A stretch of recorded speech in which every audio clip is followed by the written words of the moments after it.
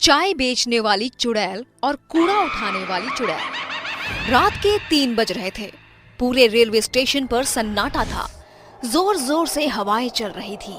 तभी railway station पर एक ट्रेन आकर रुकती है, जिसमें कई सारे पैसेंजर अंदर बैठे होते हैं, लेकिन कोई भी आदमी उस ट्रेन से बाहर नहीं उतरता। सभी लोग अपनी खिड़कियां बंद कर लेते हैं कि तभी अंदर से एक औरत अपने पति से कहती है, सुनिए जी, इस स्टेशन पर कोई उतर नहीं रहा। ट्रेन आगे क्यों नहीं बढ़ रही और सबने अपनी खिड़कियां क्यों बंद कर ली? कितनी गर्मी हो रही है, ऐसे तो मेरा दम घुट जाएगा। उसकी बात सुनकर तभी एक बूढ़ा आदमी कहता है, चुप करो, कुछ मत कहो।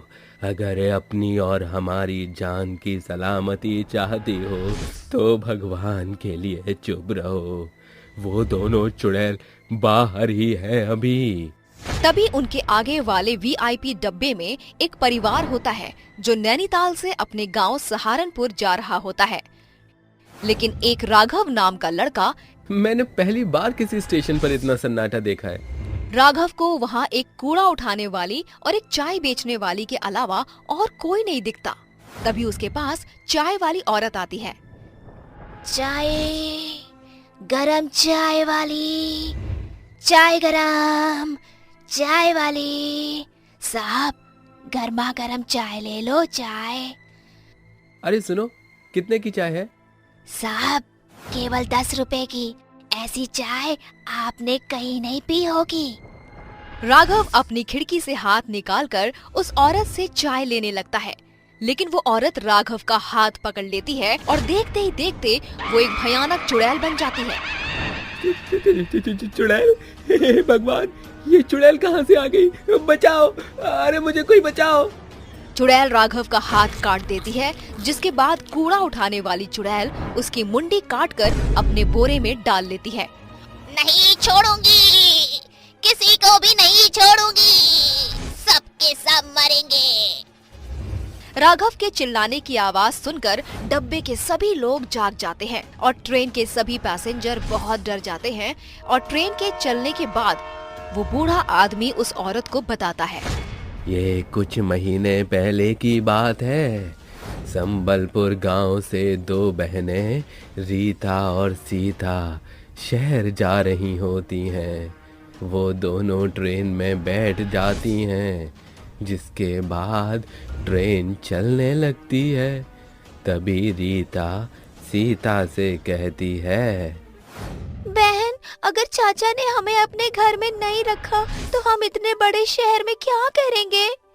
देख बहन, हमें कुछ तो करना ही होगा, क्योंकि अब हमारे साथ हमारे माता पिता नहीं हैं जो हमारी देखभाल कर लेंगे। हमें खुद ही अपना ख्याल रखना होगा।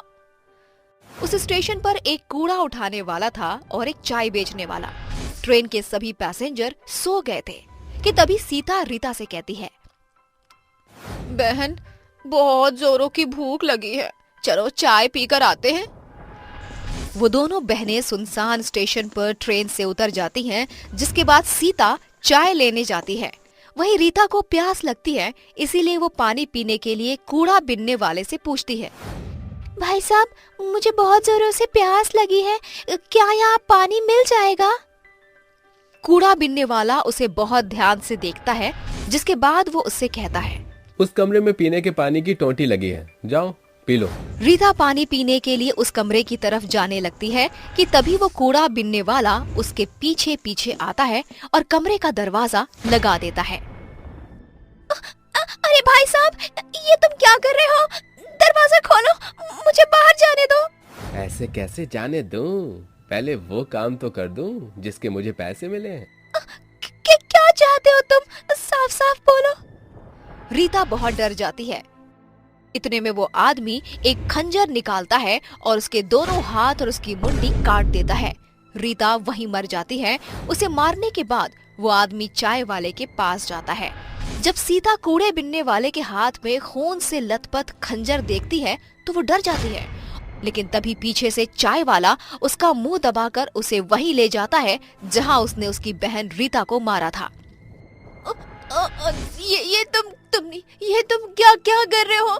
तुमने मेरी बहन को मार दिया। सीता कुछ कहती इससे पहले उस आदमी ने उसके दोनों हाथ और उसकी मुंडी काट दी। उस दिन दोनों बहनें मर जाती हैं। उनकी मौत क्यों हुई आज तक इस बात का पता नहीं चला। सरकार ने भी उन दोनों बहनों की मौत का पता नहीं लगाया, लेकिन उस दिन के बाद वो दोनों बहनें भयानक चुड़ैल बन गईं, जिसके बाद वो रेलवे स्टेशन से उतरने वाले हर एक पैसेंजर के हाथ और उनकी मुंडी काट देती हैं। लेकिन अगर ऐसे ही रहा तो वो दोनों चुड़ैल तो कई लोगों को मार देंगी।